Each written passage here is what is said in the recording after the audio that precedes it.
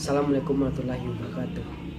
Kenalkan, saya Syekh Chandra NIM 411943. Nah, pada video sebelumnya telah disampaikan oleh saudara Abdurrahman dan saudari Yosi tentang Isra Mi'rajnya Nabi Muhammad. Nah, saya akan melanjutkan materi yang disampaikan oleh teman kelompok saya, yakni kelompok 10 pada mata kuliah Sirah Nabawiyah. Nah, tadi penyampaian saudari Yosi telah sampai pada langit keempat. Selanjutnya, kemudian beliau Rasulullah Sallallahu Alaihi Wasallam di langit kelima. Di langit kelima beliau bertemu dengan Nabi Harun bin Imran. Nah, di sana beliau mengucapkan salam dan Nabi Harun menjawab salam beliau, menyambutnya dan mengakui kenabiannya. Lalu beliau naik lagi ke langit keenam.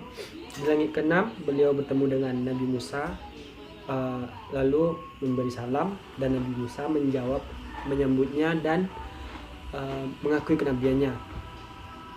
Nah, tiba-tiba Nabi Musa itu menangis. Lantas Rasulullah bingung dan tanya, wahai ya Nabi Musa, apa yang membuatmu menangis? Nabi Musa menjawab, aku menangis karena rupanya ada nabi setelah aku, tetapi umatku tidak sebanyak umatmu yang akan masuk surga. Lalu kemudian beliau naik lagi hingga langit ketujuh. Nah, sana beliau bertemu dengan Nabi Ibrahim. Rasulullah memberikan salam dan Nabi Ibrahim mengakui kenabiannya dan menyambutnya. Lalu kemudian Rasulullah SAW dari langit ketujuh ke Sidratul Muntaha, lalu naik lagi ke Al-Bait Al-Ma'mur, ke Bait Al-Ma'mur. Nah, di sana terjadilah tawar menawar tentang sholat, di mana Allah Subhanahu Wa Taala awalnya memberikan tugas sholat itu 50 kali dalam sehari. Lalu Rasulullah mempertimbangkannya, lalu turun ke langit ke-6, kembali ke langit ke-6 menemui Nabi Musa. Nabi Musa menyarankan, kembalilah lagi dan katakan pada Allah untuk menguranginya. Lalu Rasulullah kembali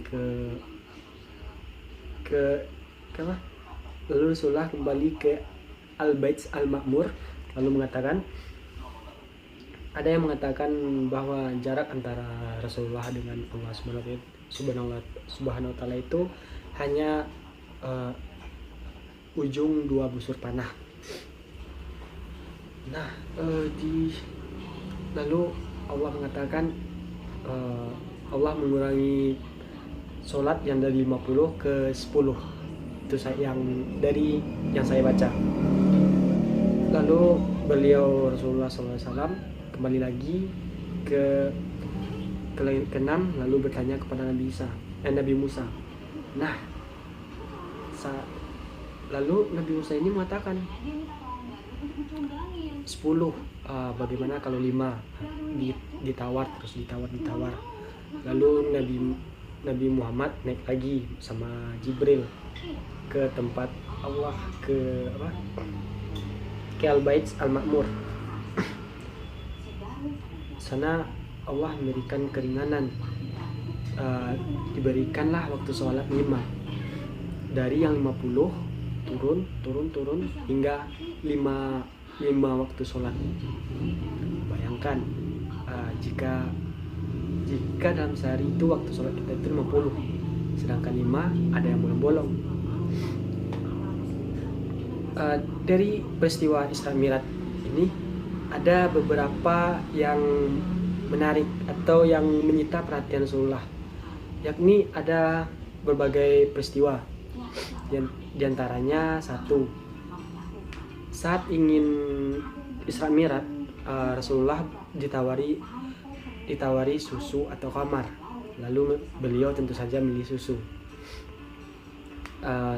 Bagaimana dikatakan kepada beliau, itu adalah Rasulullah diberikan petunjuk karena beliau telah milih susu, yakni diartikan itu kepada fitrah. Sedangkan jika beliau memilih khamar, maka umatnya akan tersesat. Lalu beliau melihat